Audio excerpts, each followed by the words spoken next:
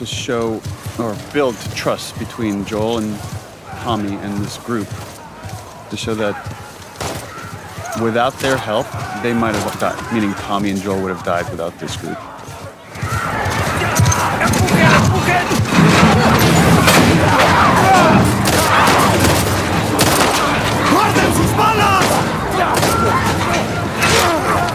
Another one where I think I'm like screaming out to all like the actors, okay, now they're burning, now like there's a lot of fire.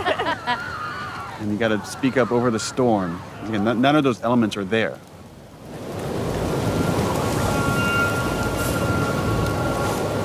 ¡Entremos! And right now, only Abby knows what's about to go down. Everybody else thinks like, oh, we just found friendly people that helped us along.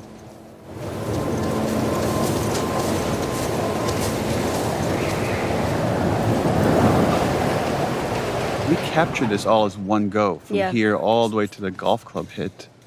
And initially we had versions of it where it was edited to be multiple cuts. And then it felt like it could just be way more tense if the whole thing was one shot. Required a lot of stitching of different performances and different elements, and some tweaking of stuff in animation, but yeah, I find that this scene has so much tension, the way it now moves. We rehearsed it so many times before we shot it to make all the moving parts work.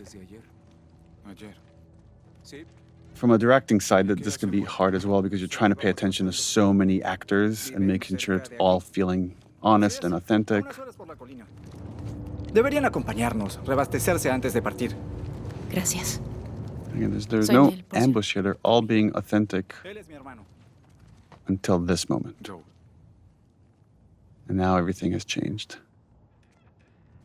We knew this was going to be the most controversial scene in the whole game, and the intention is that it is brutal and it is hard to watch, which obviously as a player is really difficult to go through, but it puts you in alignment with Ellie. You're watching this devastation to this man that you've come to love as a character, and now you're watching him be brutally murdered. And it should be upsetting, it should hurt. A lot of people are still really upset about it, but what a faster way, I can't think of a faster way to help you understand why Ellie is going to go as far as she's going to go, because we're there seeing how this thing was stolen from her.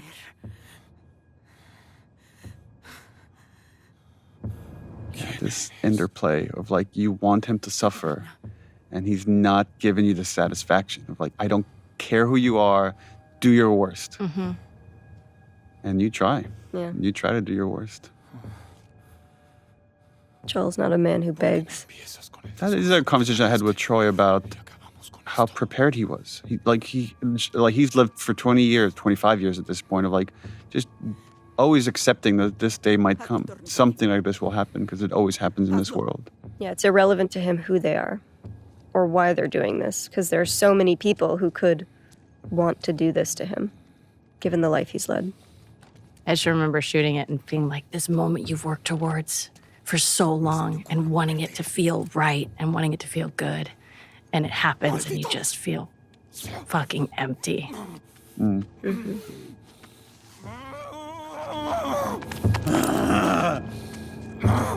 I think we've talked about it, Neil. Like, you had talked to me about this role and you told me about this character, Abby, and you told me what you were planning for her. And she had like a different story, I think, at the time, how they met and everything. But I was excited and terrified because, like, as a player, that's traumatizing. And I didn't know how people were going to react to it.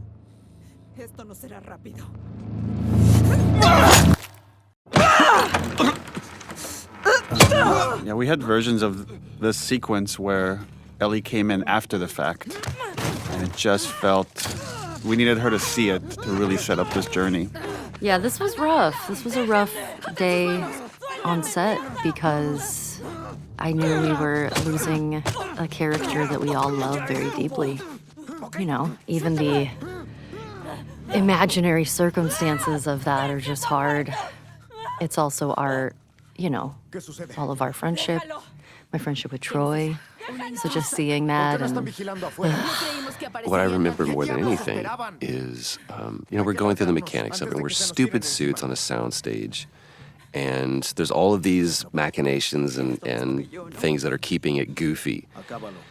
But the one thing that cuts through the din of all that is when I look over at Ashley. Because being the great actor that you are,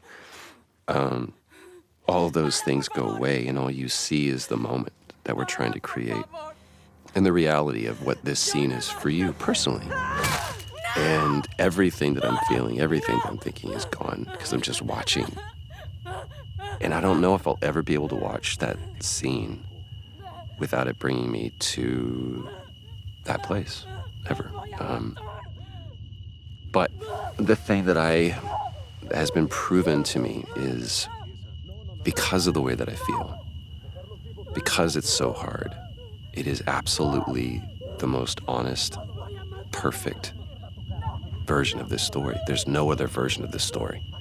There just isn't. And for this version of the scene, it was important that we were in Ellie's head, that you don't get to hear this conversation that's happening around her, but this was just about the ringing of the ears of pure hatred and anger that she's experiencing right now.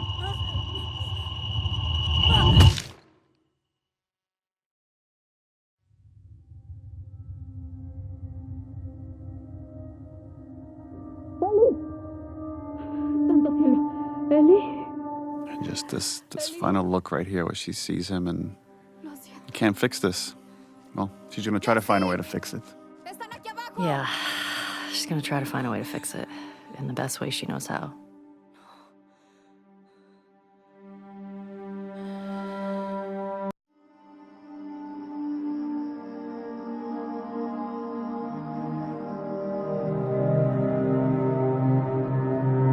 I love this scene with you and Jeffrey.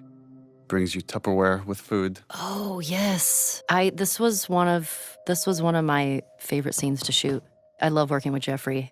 You're so brilliant how it goes from this really sad, mournful place to just slowly rage over time as you're not getting what you want.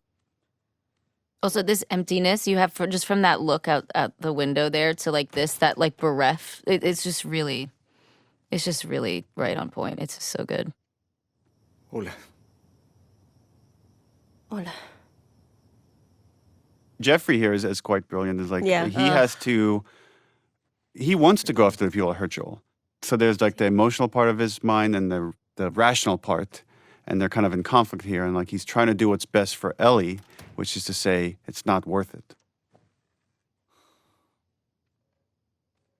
I also really love how the blocking of this scene worked out, because I love that neither of them can look at each other. They're not facing each other. Oh, and Jeffrey's voice. It's so scrumptious.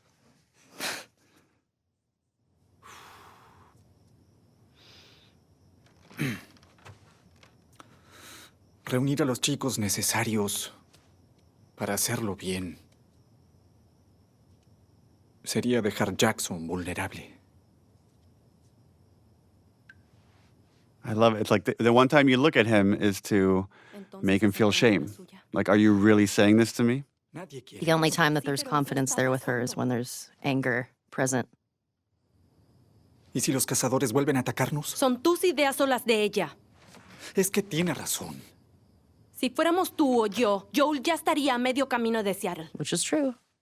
Well, we had actually lines here where he counters that, and he says Joel never went after the people that killed his daughter. Like, because we really wanted to flesh out the point that like Joel is more pragmatic with his violence, where Ellie comes from a much more emotional place with it. Why didn't you guys keep that in? It just felt like we're just It's too on the nose? too much exposition about the previous game. And we wanted more to stay in this moment. Like, there's other ways to talk about what Joel did in other spots, and really wanted to focus about this, the logistics of going after the people, going after Abby. No tienes idea en lo que te estás metiendo. No conoces el tamaño del don't grupo, care. sus armas. No me interesa. No puedes disuadirme.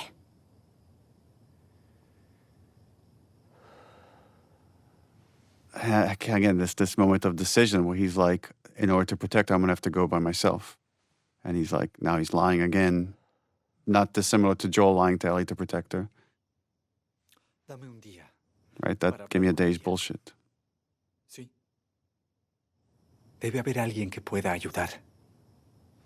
Why the choice of the hairpiece coming down? The little hair string for Tommy. There's a little bit of design, like Abby has something similar as well. So it's like there's what animators call secondary movement. So as when he's moving around, there's physics on the hair. And just one more way to bring the CG character to life. Yeah. It's also such a flex because it really So doesn't hard. look good in other games. Like it's just like it looks amazing, and it's like it feels it's just like such a subtle flex. Like look what we can do. Yeah. I love this hug that then it's just too painful for the two of them. They can't stay in that moment. That's too uncomfortable to be vulnerable. Got too much shit to do.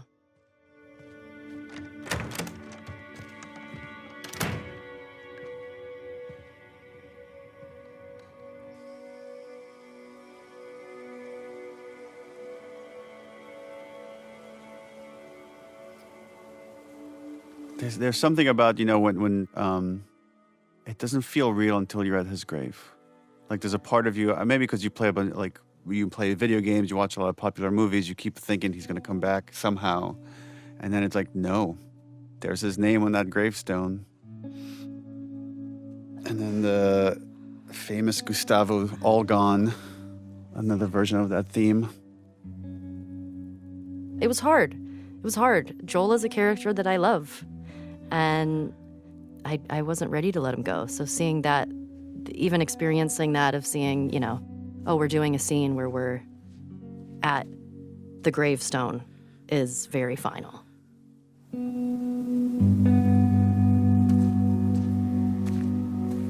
I love it. I love that Dina was there the whole time and we didn't know that yet. Not looking on, just sort of giving Ellie her moment. I remember when we were doing that, I really did feel like I was like really trying not to listen to you. I felt that too. You did? Yeah. It's like I'm right here if you need me, but It's I'm like, not but listening. I'm not listening. You have your privacy, but if you need me, I'm here.